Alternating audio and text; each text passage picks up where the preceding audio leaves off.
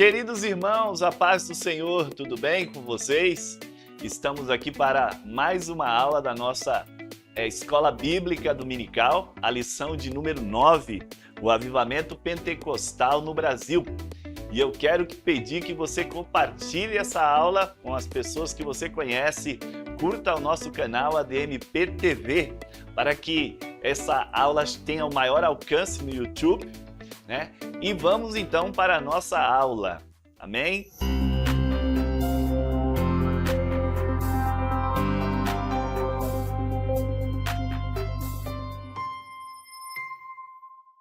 Queridos irmãos, então começamos a nossa aula, a lição de número 9, o Avivamento Pentecostal no Brasil, né? Essa lição é uma lição que ela vem aí na sequência, né? O panorama aqui das nossas lições, ela vem na sequência de 8 lições. Então nós começamos essa revista tratando aqui de conceituar o que era o avivamento espiritual, na lição de número 1. Depois nós temos a lição 2, 3, 4, 5, 6, né, e 7, tratando de avivamentos espirituais no Velho Testamento, no Novo Testamento, pessoas que foram usadas por Deus, pelo Espírito Santo de Deus, para promover o avivamento, né, a manifestação, a operação de Deus. E na lição passada nós tivemos aqui o nosso evangelista Jezrael falando o avivamento espiritual no mundo, né? E hoje nós continuamos com esse panorama aqui, comentando agora sobre o avivamento no Brasil, né? Então, como foi esse processo, como que isso aconteceu, né? O nosso texto áureo, ele está em Atos dos Apóstolos, capítulo 19, e versículos 5 e 6, que diz o seguinte, né? E os que ouviram foram batizados em nome do Senhor Jesus.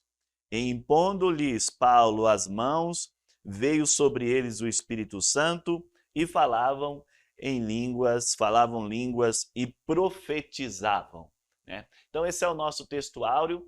Nós vamos explorar esse texto aqui durante a nossa lição, né? E a nossa verdade prática: Deus derramou o grande avivamento pentecostal no Brasil. Ele pode avivar mais uma vez o seu povo. Nós temos como pontos de atenção aqui, como objetivos na nossa lição, traçar aí um paralelo entre este avivamento que ocorreu em Atos, conceituando aqui como a igreja pentecostal no Brasil vê esse avivamento, né? Pontuar como esse movimento ocorreu durante esse período que ele começou aqui e como que ele se expandiu, né? Porque cresceu bastante no período aí de um século praticamente. O movimento pentecostal, o avivamento no Brasil explodiu de uma forma bem interessante. A nossa lição, essa lição número 9 da nossa revista, ela está bem baseada, né? Ela tem alguns subsídios importantes que eu trouxe aqui nesse slide, que é o próprio livro do pastor Elinaldo Renovato, né? E também mais 2 livros, são livros, alguns clássicos aqui históricos, né? Do Daniel Berg, Enviado por Deus, Memórias de Daniel Berg, é um livro publicado pela CPAD, tá? Você pode adquirir esse livro. E Diário de um Pioneiro, que fala do Gunnar Wingre, né? Adolf Gunnar Wingre. Esse livro também é editado pela CPAD no ano de 2005. Então, a nossa lição, as histórias que estão aqui contadas, né? Porque essa lição ela é um pouco histórica também, ela está aqui estruturada em alguns trechos desses 2 livros aqui que nós vamos passar para os irmãos, né? A nossa leitura bíblica ela está no livro de Atos, do capítulo 19, e do versículo 1 até o versículo 7. Né? E sucedeu que quando Apolo estava em Corinto, Paulo, tendo passado por todas as regiões superiores, chegou a Éfeso. E achando ali alguns discípulos, disse-lhes: recebestes vós já o Espírito Santo quando crestes? E eles disseram-lhes: nós nem ainda ouvimos que haja Espírito Santo. Perguntou-lhes então: em que sois batizados então? E eles disseram, no batismo de João. Versículo 4, mas Paulo disse, certamente João batizou com o batismo do arrependimento, dizendo ao povo que cresce no que após ele havia de vir, isto é, em Jesus Cristo. E os que ouviram foram batizados em nome do Senhor Jesus. E impondo-lhes Paulo as mãos, veio sobre eles o Espírito Santo e falavam línguas e profetizavam. Né?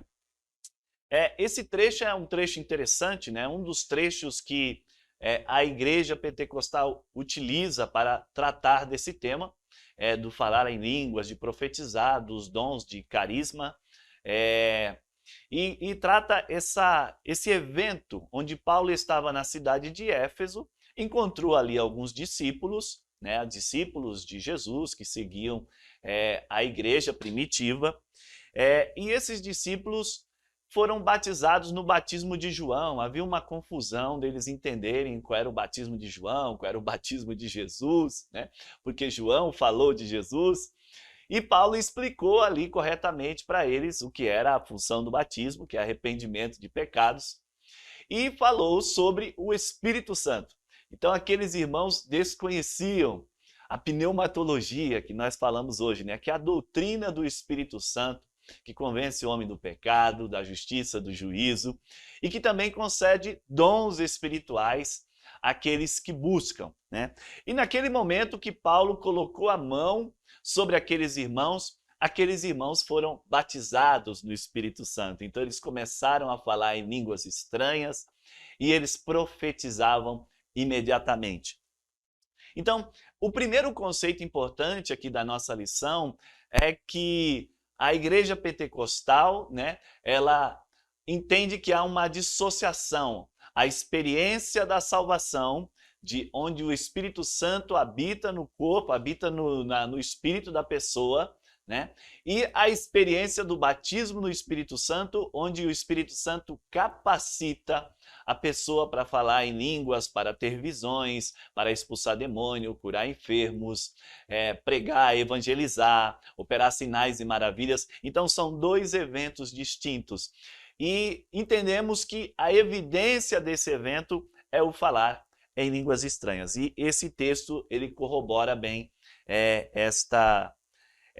esse conceito que nós temos aqui nessa lição, né? Então temos aqui uma introdução da nossa lição. O Brasil ele foi colonizado pelos portugueses, né? E os portugueses chegaram no Brasil em 1500, começaram a colonizar, começaram a conversar com as pessoas que moravam aqui, com os indígenas, né? E Pedro Álvares Cabral desembarcou aqui com 3 embarcações, mais ou menos 1.200 pessoas. E dessa forma foi introduzido no Brasil o catolicismo romano, né? O catolicismo romano ele veio para o Brasil, teve grande importância com a atividade dos jesuítas. Essa atividade dos jesuítas começou mais ou menos em 1510, né, com o Inácio de Loyola, e eles vieram para o Brasil e começaram a evangelizar e catequizar aquelas pessoas que estavam no Brasil. E isso foi passando os séculos, foi passando ali os anos, e somente em 1759 que nós tivemos esses jesuítas expulsos do Brasil por Marquês de Pombal, porque eles estavam virando meio absolutistas, não conseguiam separar o Estado da religião, e eles foram expulsos, mas a Igreja Católica continuou prosperando no Brasil, a Igreja Católica Romana, né?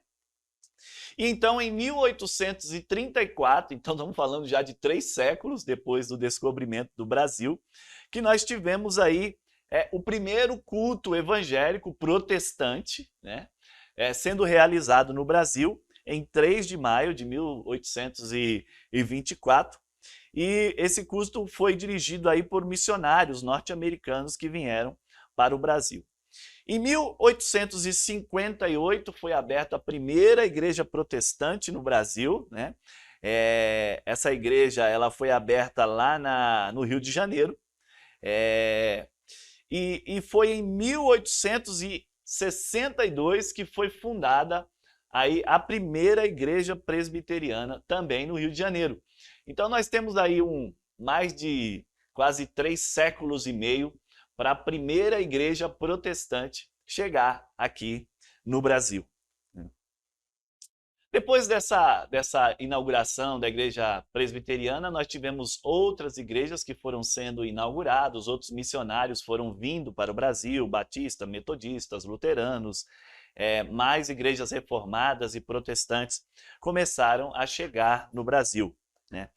E o protestantismo, a realidade espiritual do Brasil começou realmente a mudar já neste século passado, 1900, quando começou a chegar aí os irmãos Daniel Berg e Gunnar Wingre, em 1910 aqui no Brasil, para evangelizar e começar a falar do amor de Deus e dessa operação do Espírito Santo de maneira especial, que transforma a vida das pessoas.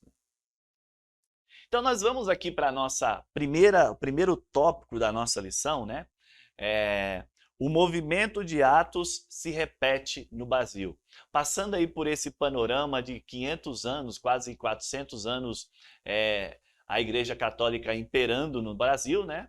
Em 1850, mais ou menos, começou a vir as igrejas protestantes, tradicionais, reformadas, e em 1900 iniciou aí o movimento pentecostal, né? O movimento pentecostal no Brasil. Então, esse movimento repete mais ou menos o que aconteceu em Atos dos Apóstolos. Primeiro ponto importante aqui é nós entendermos que aqueles irmãos que Paulo conversa ali em Éfeso, eles já eram cristãos, já tinham aceitado a Jesus Cristo, eles já estavam firmes na palavra do Senhor, fazendo a vontade de Deus, mas esses irmãos desconheciam o poder do Espírito Santo.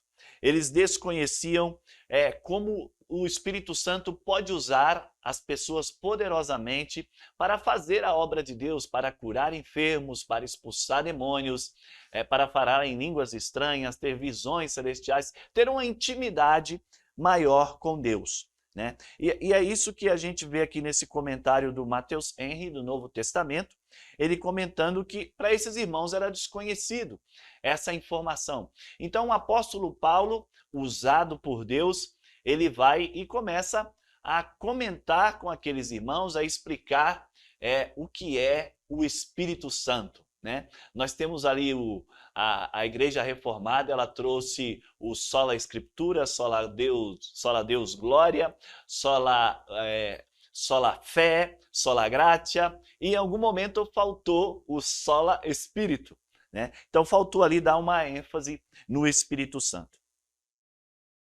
O outro ponto importante é que esses irmãos que estavam ali, que Paulo encontra com eles, né, eles não conheciam essa plenitude do Espírito Santo. Eles não conheciam esse estar cheios do Espírito Santo, não conheciam o que era o batismo no Espírito Santo, né? O João, ele diz, eu vos batizo com água, mas após mim virá um que vos batizará com o Espírito Santo e com fogo, né? Então faltava essa percepção para aqueles irmãos, eles não tinham buscado o Espírito Santo, o poder do Espírito Santo. E aqui, olhando esse comentário do William Barclay, ele diz que aqueles irmãos eram meio incompletos. Faltava ali a plenitude, a completude do Espírito Santo na vida daqueles irmãos. E o apóstolo Paulo, ele ora pelos aqueles irmãos, impõe a mão sobre eles, e aqueles irmãos são cheios do Espírito Santo. Eles começam a falar em línguas estranhas, eles começam a profetizar e sente o avivamento para poder continuar evangelizando a obra do Senhor, né? Fazendo a obra de Deus. O item 3 aqui da nossa lição, chamados por Deus. Então aqui o nosso comentarista ele faz uma transição, né?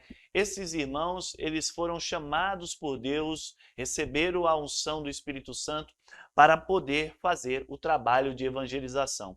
E este é um grande diferencial entre as igrejas tradicionais e as igrejas pentecostais. Porque as igrejas pentecostais, elas têm uma sede maior de evangelizar, de estar nos bairros, nas praças, nas ruas, indo buscar essas pessoas e falando do amor de Cristo. E esses dois irmãos, o Daniel Berg e o Gunnar Wingre, eles vieram para o Brasil em novembro de 1910. E a nossa lição, a nossa revista tem toda uma história comentando aqui sobre esses dois irmãos. Um era da Irlanda, outro era da Suécia, e eles acabaram indo para os Estados Unidos.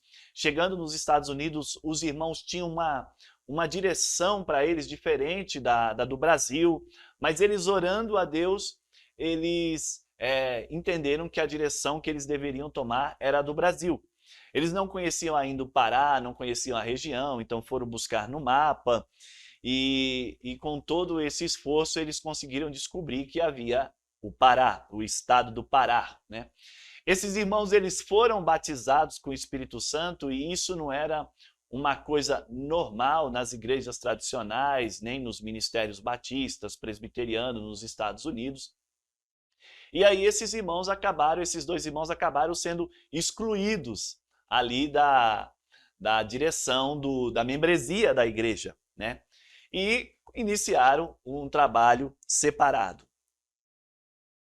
Então nós temos aí a nossa lição, a nossa parte de número 2, né? Lembrando aqui que aqui é uma pré-aula. Essa pré-aula a ideia é mostrar aqui o que nós temos de subsídios para os nossos professores, para os nossos alunos, pesquisar mais sobre o tema, né?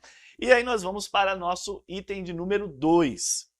E o que nós temos no item 2? O nascimento de um novo movimento.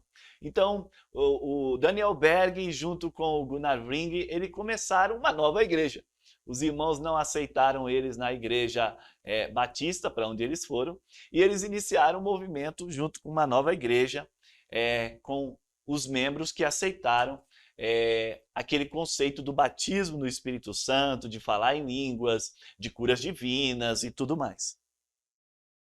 Então, o primeiro tópico daqui da nossa lição, a pregação do avivamento pentecostal. E eu trouxe aqui para os irmãos mais 2 livros, né? Que são 2 livros interessantes também da editora CPAD, que eu gostaria de recomendar para quem gostaria de ler, né, esses livros, para quem se interessar a ler esses 2 livros, que é o livro O Pentecostalismo Brasileiro, do pastor Ezequias Soares, né, lá de Jundiaí. É um livro muito bom, ele tem 216 páginas, um livro maravilhoso, onde ele faz aí um passo a passo, tentei trazer um pouquinho aqui na nossa lição, um passo a passo de como sucedeu esse avivamento, essa transformação no Brasil da igreja pentecostal. Como que Deus trabalhou na vida de várias pessoas para fazer com que esse movimento crescesse e mais pessoas conhecessem a Cristo. O outro livro também é de um pastor da Assembleia de Deus, que é o pastor Isael de Araújo, né? É o livro A História do Movimento Pentecostal no Brasil. Também é da CPAD, é um livro de 2016, então é um livro até recente, né? Tem 189 páginas e é um livro que também recomendamos para os irmãos que querem conhecer um pouco dessa história, desse Atos dos Apóstolos no Brasil. Então, começando aqui falando um pouquinho desse movimento, esse movimento começou em Belém do Pará, então por Daniel Berg e Gunnar Wingre, e eu trouxe aqui um slide mostrando como que os irmãos naquela época, esse slide ele foi tirado aqui do Diário de um Peregrino, que é uma biografia do Gunnar Wingre, como que os irmãos contavam a membresia naquela época. Então eles contavam pelos irmãos que eram batizados nas águas, mas eles também contavam com os irmãos que eram batizados com o Espírito Santo. E isso é um negócio extremamente interessante de como eles avaliavam esse crescimento da igreja. Então nós temos em 1911, 13 pessoas batizadas nas águas e 4 pessoas batizadas com o Espírito Santo. Depois, 1912, 41 pessoas batizadas nas águas, 15 batizadas com o Espírito Santo. Depois nós temos 1913, 140 pessoas batizadas nas águas e 121 batizada com o Espírito Santo. Então, quando você faz uma proporção na média disso, mais ou menos 2/3 dos irmãos que aceitavam a Cristo, eles eram batizados com o Espírito Santo no mesmo ano. Então, assim, é uma ideia muito interessante de como avaliar o poder de Deus. Porque esses irmãos batizados com o Espírito Santo, eles tinham energia, eles tinham mais força, mais coragem de ir pregar o evangelho, de evangelizar, de operar sinais e maravilha. E isso fez com que a igreja crescesse exponencialmente. E há aqui na nossa revista, no livro guia também, que o pastor Elinaldo colocou, vários testemunhos de irmãos, como eles eram curados, como eles eram transformados, deixavam as drogas, como eles deixavam a vida de vícios e passavam a servir a Cristo, tendo uma vida transformada e cheia do Espírito Santo. As histórias também contam que houve perseguições. Tanto a Igreja Católica como os irmãos tradicionais, né? Os protestantes tradicionais começaram a perseguir, havia uma perseguição, até hoje há uma perseguição não muito velada, se bate muito nas doutrinas pentecostais, mas naquela época era muito maior, porque a igreja estava nascendo, né? Estava crescendo ali, estava aumentando exponencialmente, por causa desse processo de evangelização, de curas, de milagres, de maravilhas que traz as pessoas de maneira mais fácil para Cristo. O item 2 da nossa lição, ele vai tratar ali do crescimento e da perseguição, que é um tema que estamos falando. Então, o avivamento espiritual provocou mudanças significativas e visíveis na maneira de evangelizar, né? Os missionários continuaram a realizar obras, realizar culto ao livre, pregando em muitos lugares. Então, o pentecostalismo ele veio saindo da igreja, né? Saindo do templo, daquele local que só vai no domingo e só pregava no domingo ou 2 vezes por semana no máximo. Então os irmãos estavam indo para as praças, eles estavam indo nos hospitais, nas escolas, eles estavam indo em todos os lugares onde era permitido falar de Jesus Cristo. Com essa unção, com esse poder do Espírito Santo, sem medo de represária, sem medo de serem perseguidos. Há uma história aqui na revista contando de 2 jovens que eles perseguiam ali os irmãos. Os batismos eram feitos à noite, 11 horas da noite, devido a essa perseguição. E esses jovens passaram um tempão perseguindo a igreja, com pedaços de pau, jogando pedras. Mas ali os irmãos continuaram firmes até que Deus deu o livramento, né? Então, o livro guia tem muitas histórias. Esses 2 livros, tanto do pastor Ezequias como do pastor Israel, tem muitas histórias contando como que esse movimento foi pressionado, mas ao mesmo tempo que era pressionado, mais ele crescia, com pessoas sendo batizadas nas águas e batizadas com o Espírito Santo, falando línguas estranhas, recebendo curas e milagres em suas vidas. O terceiro tópico aqui fala de curas divinas. Então, esse mover do Espírito Santo, nós vemos no livro de Atos que várias pessoas foram curadas, né? Com o apóstolo Pedro e Tiago curando ali, o apóstolo Paulo orando, ressurreição de pessoas.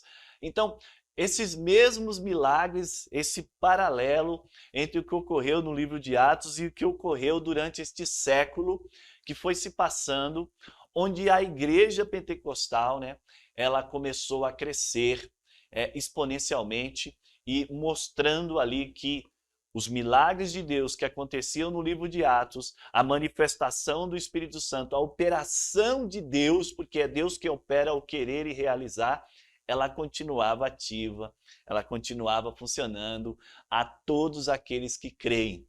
Porque Jesus diz, e estes sinais seguirão aos que creem. E aí ele lista lá uma série de sinais para todos aqueles que creem no nome de Jesus Cristo. Ponto importante aqui que nós temos na nossa lição, né? Embora não está aqui na lição, mas eu acho que é importante trazer esse ponto para cá, porque foi esse ponto que fez com que essa evangelização, esse movimento crescesse tanto no Brasil. Então, os pentecostais enfatizam a experiência após conversão, conhecida como batismo no Espírito Santo.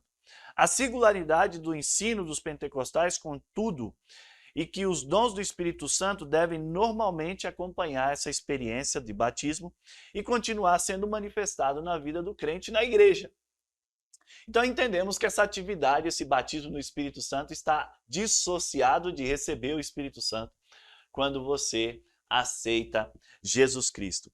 E esse ensino está baseado nas Escrituras, em Atos 2, 10, 19, está implícitas em Atos 8 e 9, quando você vê os irmãos sendo batizados, falando línguas estranhas na casa de Cornélio, em Atos 19, aqueles discípulos que já eram discípulos de Jesus, e ali foram batizados e evidenciaram essa unção, essa plenitude do Espírito Santo, falando línguas estranhas e profetizando. Né? E isso traz realmente uma dinâmica diferente para se evangelizar e buscar as almas. Há um outro ponto que trouxemos aqui, e eu entendo que esse ponto é um ponto importante para os professores que vão dar aula começar a pesquisar, né, se preparar para dar aula, que esse movimento pentecostais, eu fiz aqui algumas pesquisas, artigos científicos, artigos de revistas científicas cristãs, né, alguns artigos em jornais também, e esses irmãos, todos eles, inclusive o pastor Ezequias Soares, eles trazem que esse desenvolvimento da evangelização, do pentecostalismo no Brasil, ele aconteceu em 3 ondas. Tá? Então, a primeira onda foi essa de Daniel Berg e Gunnar Wingre, que iniciou em 1910 e foi mais ou menos até 1950. Então, nós tínhamos 2 igrejas principais. Tá? A primeira igreja era a Assembleia de Deus e a outra igreja era a Igreja Congregação Cristã no Brasil, que é uma igreja que veio de missionários italianos. Essa igreja também tem na Argentina, que é a Assembleia Cristiana.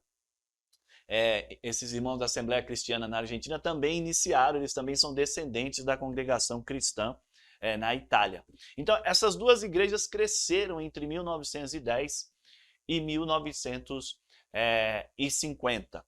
Porém, a Assembleia de Deus ela acabou crescendo mais do que a Congregação Cristã no Brasil, nós vamos mostrar os números aqui, por dar ênfase nesses 4 pontos principais. Jesus cura, Jesus salva, Jesus cura, Jesus batiza com o Espírito Santo, então o foco no batismo com o Espírito Santo, falar em línguas e todas as manifestações divinas, e Jesus vem buscar a sua igreja. Essa primeira fase também, essa primeira onda, né, do pentecostalismo no Brasil, também foi muito caracterizado pelo asceticismo e pelo anticatolicismo. Então é um momento onde se tem uma luta bem grande contra as doutrinas católicas romanas, né, a mariolatria, o papado, adoração de imagens de escultura, todas essas doutrinas que a gente já conhece.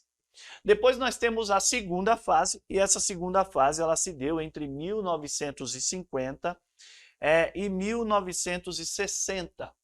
E nessa fase nós temos mais 2 igrejas, que é a igreja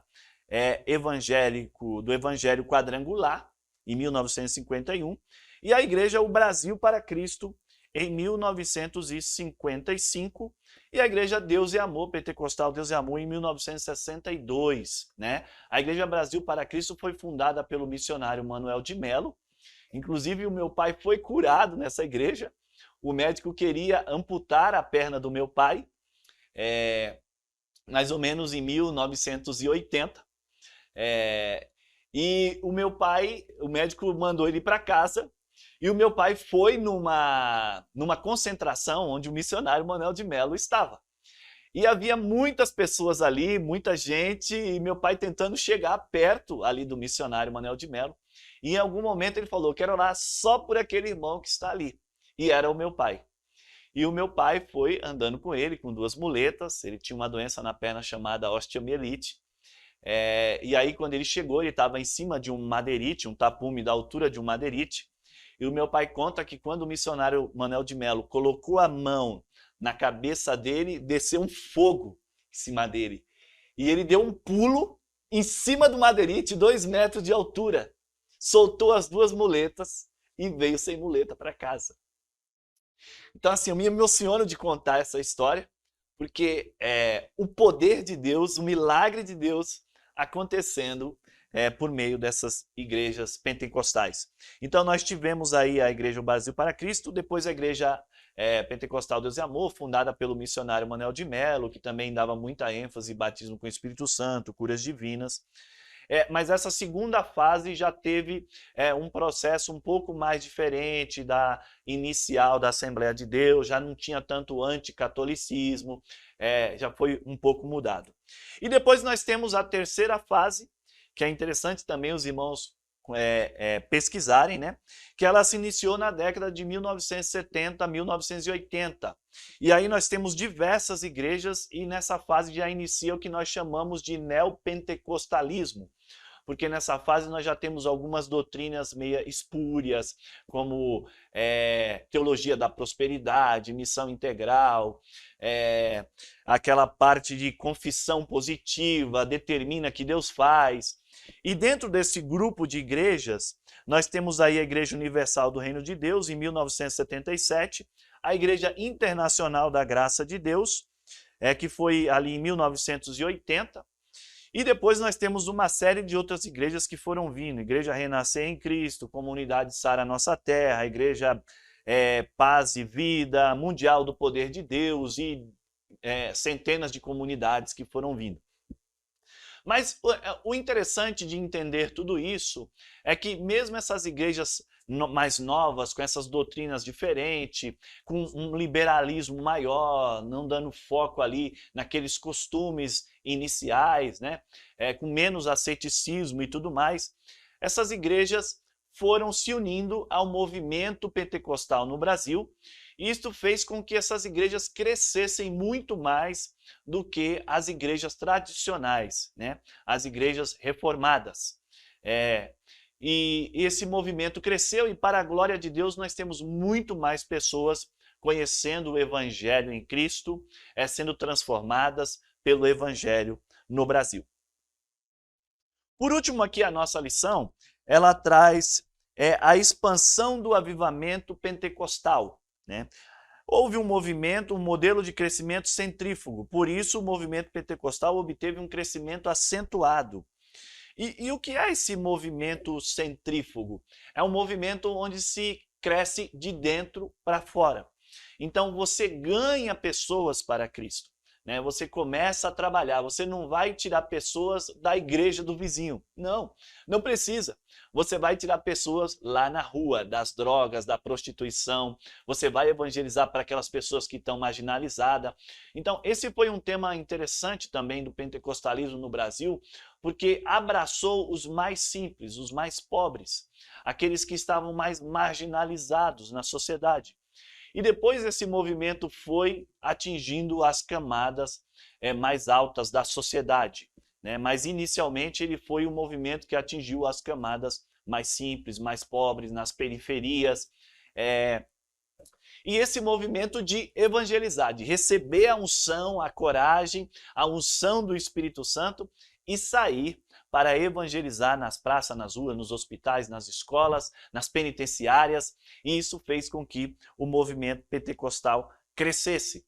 E hoje no Brasil, esse número de cristãos ultrapassa 42 milhões de pessoas, né? Esse fruto desse avivamento, dessa transformação. Há aqui um prognóstico, há aqui um dado importante da nossa lição aqui que eu trouxe para os irmãos, que há uma previsão aqui, um forecast, né? uma previsão aí de que mais ou menos em 2032 o número de cristãos vai passar o número de católicos romanos, né? A religião católica ainda é a maior religião no Brasil. Mas há aí um prognóstico, aí uma previsão de que em 2032, a maioria será de protestantes. Eu digo protestantes pentecostais, protestantes reformados, né? E eu trouxe aqui um panorama desses números. Nós temos evangélicos no Brasil, protestantes, nós temos um total de 42 milhões, né, desse número. E desses 42 milhões, 7 milhões são das igrejas históricas tradicionais. Estamos falando luterana, wesleyana, metodista, presbiteriana, batista, todas essas igrejas de confissão reformada, né? E nós temos hoje os pentecostais com um total de 25 milhões de pessoas, né? 25 milhões de cristãos pentecostais no Brasil. Sendo que desses 25 milhões, somente a Igreja Assembleia de Deus é quase 50%. Então ela tem aí 12 milhões. Então, desse bolo aí de 25 milhões, né, que já é um número grande, ele representa 60% do total, a Igreja Assembleia de Deus representa quase 50%.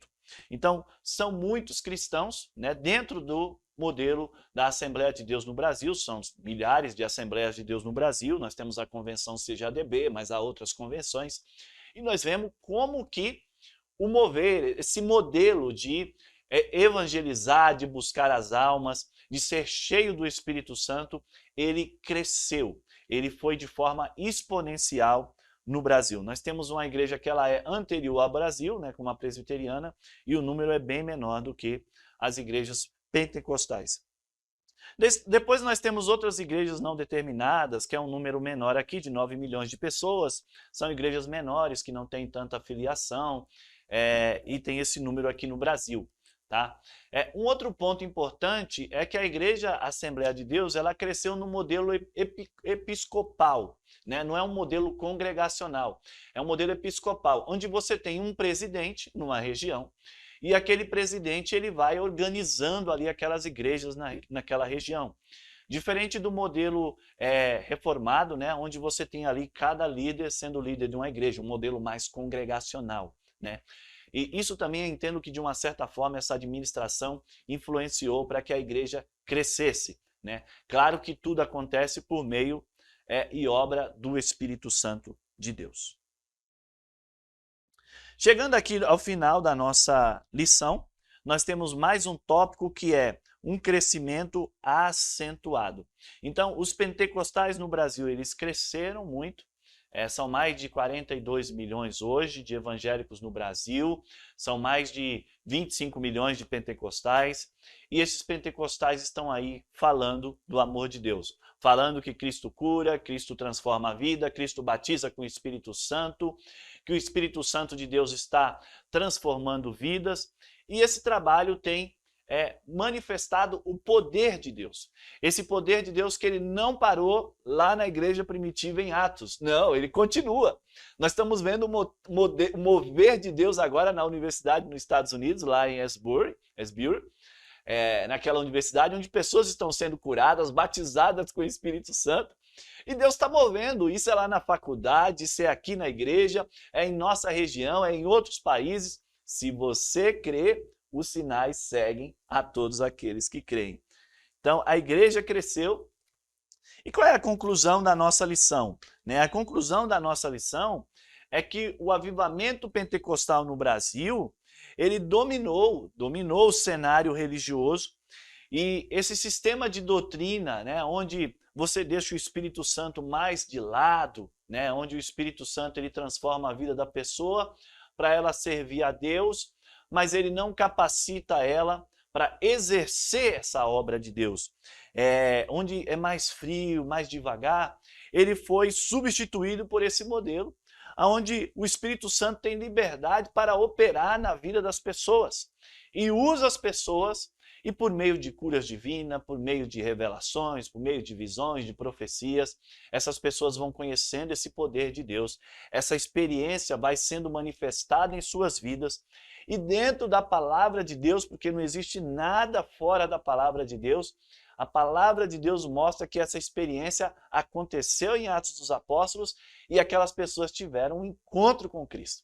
Por meio dessa experiência, eles vão tendo um encontro com Cristo, vão tendo vida transformada e a igreja de Deus vai crescendo. E esse é o importante. O Espírito Santo manifestar o seu poder em nossas vidas e por meio de nós, que não somos nada, porque Deus é quem faz todo operar e realizar, ele vai fazendo os milagres. Que Deus abençoe os irmãos. Nós deixamos aqui no último slide todas as referências que nós utilizamos aqui em nossa aula. Tá? Então tem alguns artigos científicos aqui do Mackenzie, é da revista Repas. Tem alguns vídeos do YouTube também, eu coloquei aqui um vídeo do pastor Ezequias Soares, comentando toda essa história que ele escreveu no livro dele. Tá? Um vídeo também do pastor Israel comentando o livro que ele escreveu pela CPAD. E mais alguns artigos aqui que meio fora, artigos que não são de irmãos pentecostais, são de outros irmãos que também criticam o movimento, né? Critica a nossa forma de entender esse trabalhar do Espírito Santo, mas que é importante conhecermos, e o importante é que Deus seja glorificado. Que Deus abençoe os irmãos, até a nossa próxima aula, que você tenha uma aula abençoada, e que Deus abençoe a sua vida. Novamente peço, compartilhe esse vídeo com as pessoas que você conhece para que elas também sejam abençoadas. O material nós vamos disponibilizar, caso os irmãos queiram, podemos deixar no YouTube, né, o material ali embaixo. Então os irmãos podem fazer o download, clicar nas referências e acessar todo o material. Que Deus te abençoe, abençoe a sua vida e que você seja cheio do Espírito Santo de Deus. Aquele Espírito Santo que operou em Atos dos Apóstolos, que usou aqueles irmãos, pode usar você também. É só você buscar e crer em nome de Jesus. Deus abençoe.